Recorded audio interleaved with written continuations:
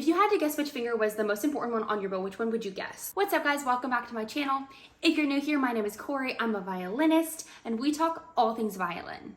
I'm gonna show you this crazy random bowing exercise that my mom taught me way back in the day. I think I had to be 11, but it is incredible. So just a little backstory for this exercise.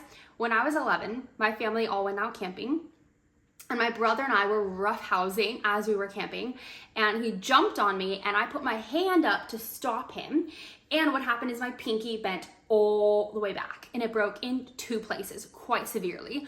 I was in a cast for, I think it was like 3 months or something ridiculous. During that time, with a cast on my bow arm, I played in a fiddle competition. I know. But I tell you all this because after I got my hand out of the cast, my pinky was so weak and I needed to build it back up. And believe it or not, the pinky on your bow hand is one of the most important fingers. And if you have a weak pinky or it's not correctly placed on the bow, you could be wreaking havoc on your entire bow arm and everything that you're doing. So my mom immediately started to figure out ways to help me grow the strength of my pinky. If you've ever seen those little things where you like press your fingers down on them, I don't remember what they're called, but they like strengthen your fingers. I'll put a link in the description of one of them. I don't have mine anymore. I would do that every single day for like 15 minutes. And then this is the exercise that my mom had me do, and it was so amazing. I'm gonna put my violin down. We don't need my violin. Okay, so what you're gonna do is you're gonna flip your bow around to where your bow hand, like your bow hold, is going to be at the very end of your bow. Now, as you're first learning this, sometimes it helps to choke it up a tiny bit where you're not actually at the end. I'm gonna show you at the end because I've been practicing this for years to strengthen my pinky. So what you're gonna do is you're gonna have your bow hold here. Make sure you still have a thumb bump. Make sure your pinky is actually curved and all the fingers are placed on the bow as you would a normal bow hold at the frog, okay? So your bow hold is here like this. And as you're here, you're going to place a little penny right here on the end of your bow. And then you're gonna hold it. And just hold that. That's all you're gonna do to start with, okay? You're just strengthening your pinky and you're getting him used to kind of taking control. In this position right here, if you try this right now, your pinky is doing so much of the work and it's counterbalancing with your thumb. Those 2 are the fingers that are kind of doing the most work. Everybody else could kind of just chill. Okay. And the goal is to do this until you drop the penny or a quarter or whatever you decide to put at the end of your bow to kind of balance it out. Now, phase 2 of this exercise is you're going to now do the same exact thing. Oh my gosh.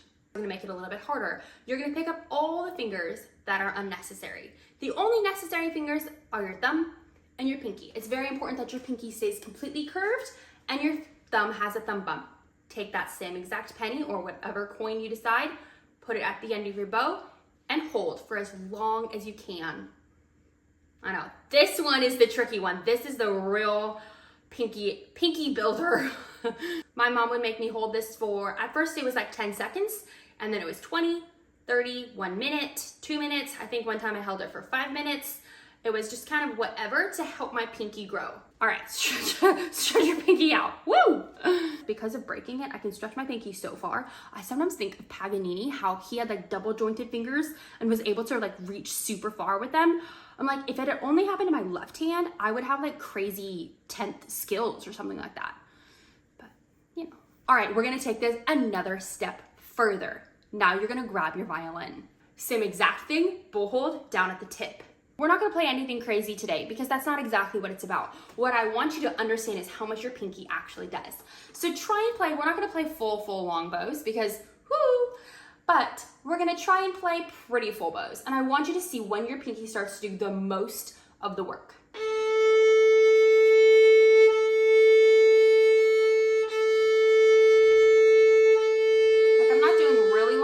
But I'm doing kind of long bows. And if you notice, as soon as you're getting closer and closer to your hand, your pinky has to do more work because it has to hold up that entire frog.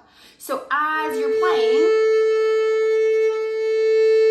this exercise is so good to help you understand where the transfer happens in a bow normally from the pinky being the one in charge to the first finger, and how that transition has to happen on every single bow stroke to make your bow changes smooth.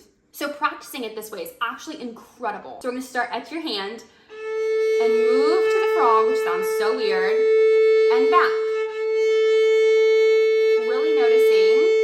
Really noticing that hand transfer. You can go on and play more exercises and do as much as you want with your bow turned around, and to really help you kind of understand the bow changes, it might be really helpful. So that's the main gist of the exercise though. It's just kind of strengthening your pinky, and then also on top of that, helping your hand to understand the movement it has to make on every single bow. And when you turn your bow around and do the same exact exercise, it's gonna be so much easier because your bow weighs nothing now.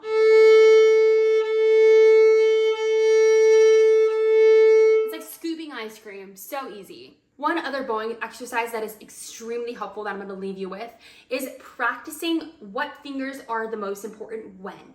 So again, we're going to be now at the frog, okay? So don't worry.